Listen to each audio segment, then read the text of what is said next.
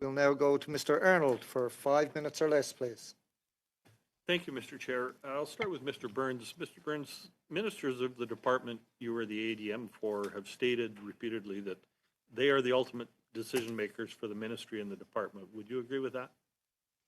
Yeah, the Fisheries Act affords the minister the discretion related to fisheries management decisions. Thank you. Yes. In November 2015, the new Prime Minister released a guidance document for cabinet ministers titled Open and Accountable Government to set out core principles and directions regarding the roles and responsibilities of cabinet ministers, individual ministerial responsibilities like accountability to Parliament. In that document, the Prime Minister stated ministers should place a high priority on supporting the essential work of committees, and this appearing at committees whenever appropriate. Minister Labouthier has now been the Minister of Fisheries and Oceans for over 7 months and has attended the committee once on October 26, 2023. In that same period, this committee that the Prime Minister directed the Minister to provide priority support to has been visited by the Deputy Minister Gibbons twice, Regional Director General Wenzel 3 times, and you as Assistant Deputy Minister Burns on 5 occasions. The Prime Minister's guidance to ministers also clearly stated, and I'll quote, "Public servants do not share in the minister's constitutional accountability to Parliament." Since February 6th, the minister has declined 3 requests for appearances from this committee that we passed unanimously with all members' support because we believed it appropriate to hear from the minister herself because she is supposed to be accountable to this committee and to the Canadians we represent. My office was informed that the minister's office provided the committee clerk with no reasons for the minister's refusal to attend the committee, as we unanimously requested her to on February 6th, February 8th, and February 13th of this year.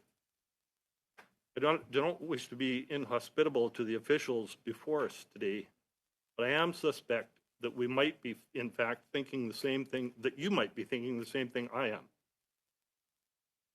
The same thing that the Prime Minister's 2015 guidance stated.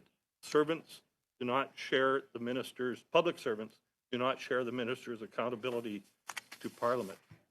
Every day our offices hear from Canadian harvesters worried about their livelihoods and coastal communities, Canadians who depend on marine resources like fisheries, Canadians pushed to anger because they are ignored by the minister as they were by her predecessors, 5 predecessors in fact.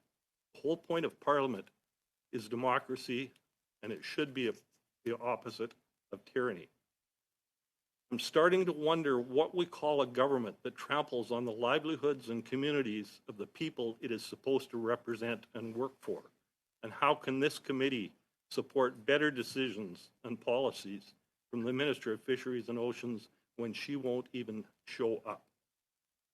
I know there are fires burning in the minister's portfolio that she was assigned to, but ignoring affected Canadians and their elected representatives only makes things worse. It seems the minister is trying to evade failures of her ministry by trying to evade accountability and evade the elected representatives of this committee who do, in fact, have valuable points to contribute towards solutions.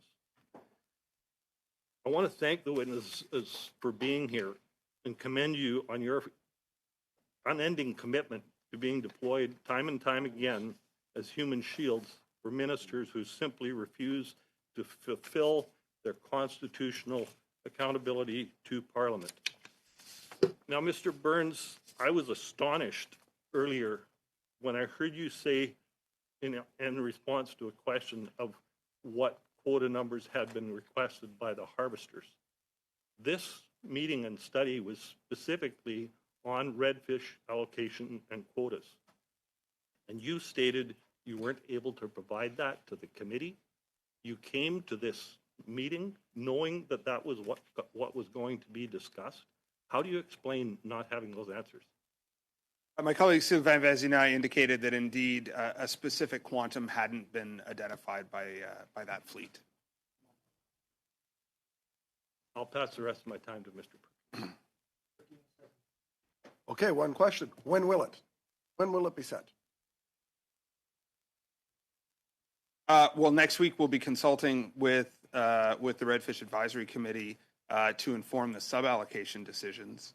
The minister's decisions related to the overall quotas, the allocation key has been taken and was informed by consultations that have taken place since 2021. So you don't know. Thank you, Mr. Perkins.